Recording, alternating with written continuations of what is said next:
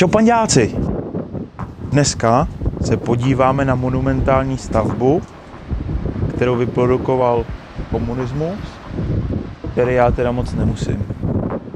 Je tady totální chcanec, takže ideální počasí na kraťasy, ale aspoň nás nikdo nebude rušit. Dámy a pánové, pojďte za mnou. Stadion Strahov.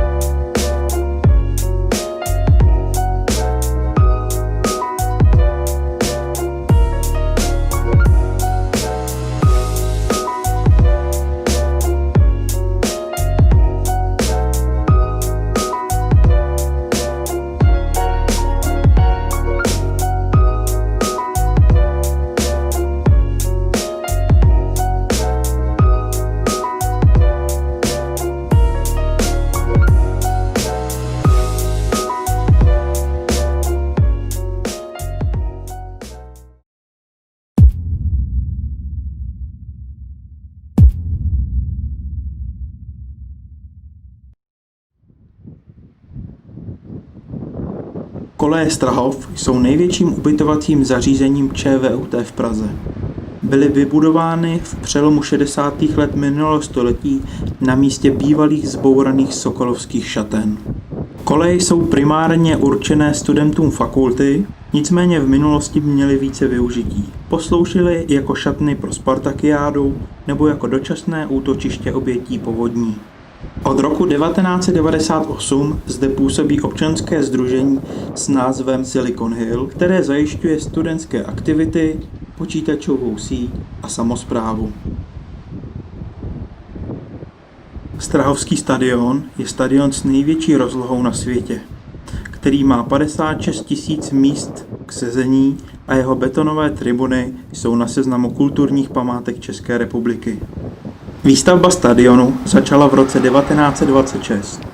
Autorem projektu byl český architekt Alois Drják. Na počátku se zde konala vystoupení orelských jednot, kterých se účastnil i Tomáš Garrigue Masaryk, po kterém byl dokonce tento stadion v roce 1938 pojmenován.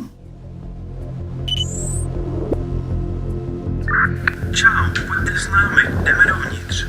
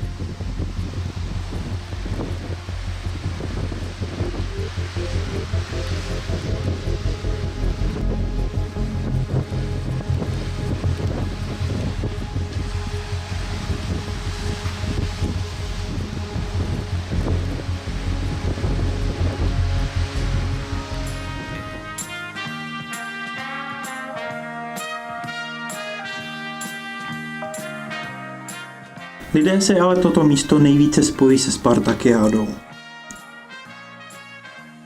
První Spartakiáda se zde uskutečnila v roce 1955 a dále se opakovala každých 5 let.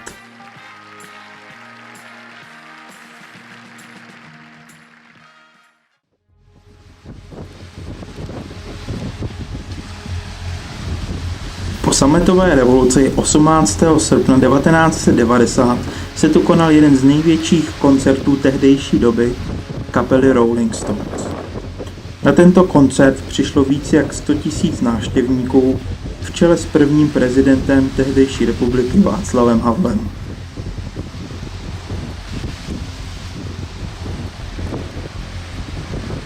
V současné době se zde nachází 7 velkých fotbalových hřišť a jedno hřiště na minifotbal.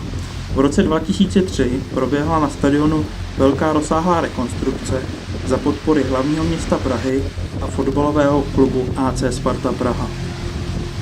Roku 2014 připadl stadion do úplné správy města Prahy.